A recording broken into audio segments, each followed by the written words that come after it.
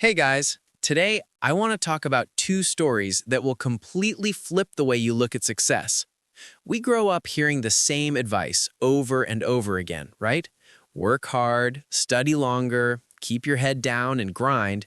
It sounds like the right thing to do. But have you ever noticed that the hardest workers aren't always the most successful people? You see people who seem to glide to the top without breaking a sweat, and then you see people working double shifts who can barely pay the bills. Why is that? It's because life isn't just a numbers game, it's a people game. There is an invisible game being played right under your nose. The people who win are the ones who understand human behavior and psychology. They don't just work hard, they work smart with people.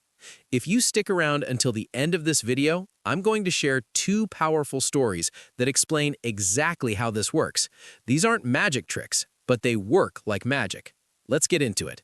Let's start with story number one. This is about a guy named Alex. Alex is a freelance graphic designer. He makes logos for small businesses. A few years ago, he landed a job with a pretty wealthy client who needed a simple logo. The job paid $500. Alex did the work, sent the file, and got paid.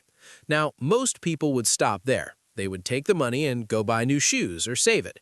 But Alex had a mentor who taught him something different. When Alex got that $500 check, his mentor told him, "Don't just keep it all. Take $50 of that money, go to a bakery, buy a really nice box of cookies, and ship it to the client's office with a handwritten thank you card."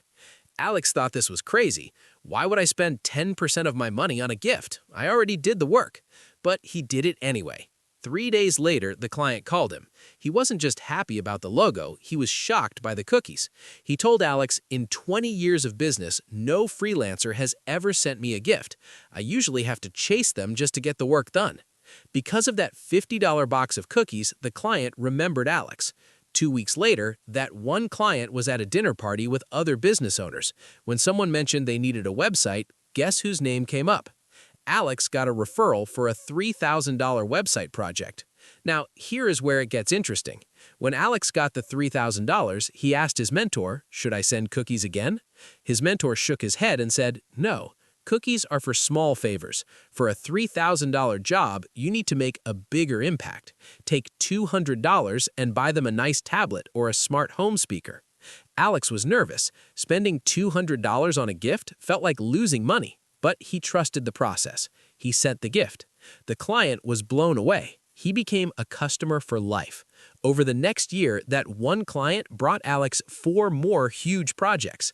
Alex ended up making over $50,000 that year, all from one relationship. So what is the lesson here? It's not about cookies. It's about something called strategic generosity.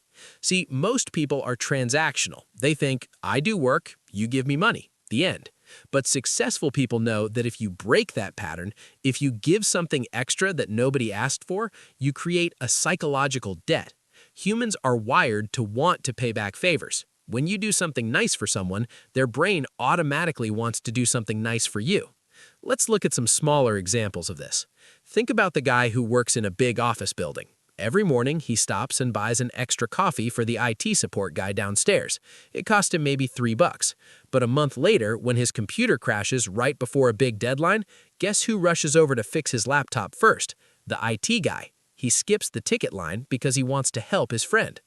Or think about the student who writes a genuine thank you note to the school secretary at the end of the year, not because they want a grade, but just to be nice.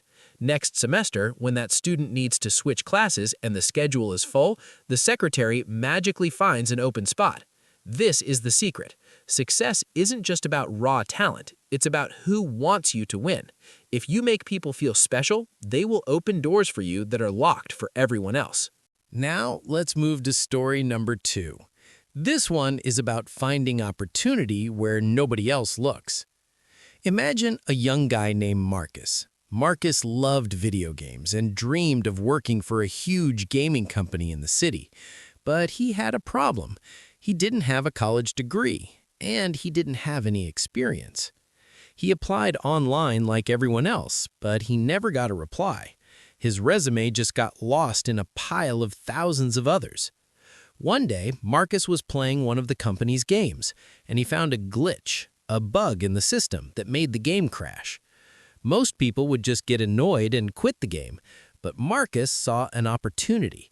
He spent the next 3 days analyzing the code to figure out why it was crashing.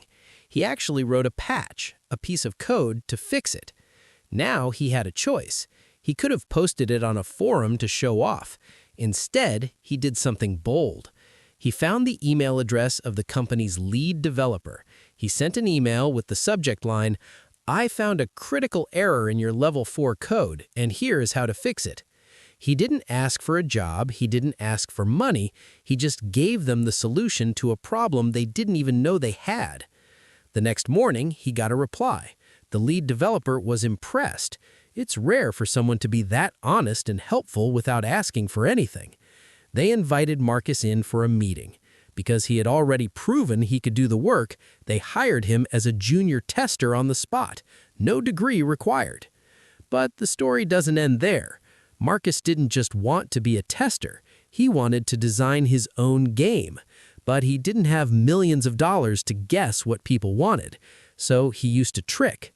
Before he wrote a single line of code for his new game, he went to online message boards where gamers hung out. He posted a simple question: "What is the one thing you hate most about current zombie games?"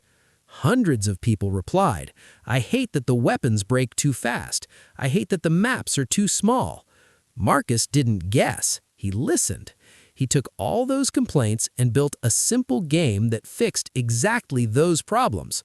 When he launched his game, he didn't need to spend money on ads. He just went back to those message boards and said, "Hey guys, remember those things you hated? I made a game that fixes them." The game was a massive hit. Marcus succeeded because he did 2 things differently. First, he didn't wait for permission. He didn't wait for a job interview to prove his value. He broke the flower pot, or in his case, he fixed the bug to get noticed. Second, he didn't guess what the market wanted. He asked. He let the customers build the product for him. So here is the takeaway for you. Most people are sleepwalking through life. They follow the rules, they stand in line, and they hope someone picks them. But the people who really make it, they are strategic. They invest in relationships, like Alex did with the cookies. And they solve problems before they're asked, like Marcus did with the code. You can be the person who just works hard, or you can be the person who understands people. The second path is a lot faster and a lot more fun. If you enjoyed these stories and want to upgrade your mindset, make sure you're subscribed. You are growing every single day. Don't stop now. Thanks for watching, and I'll see you in the next one.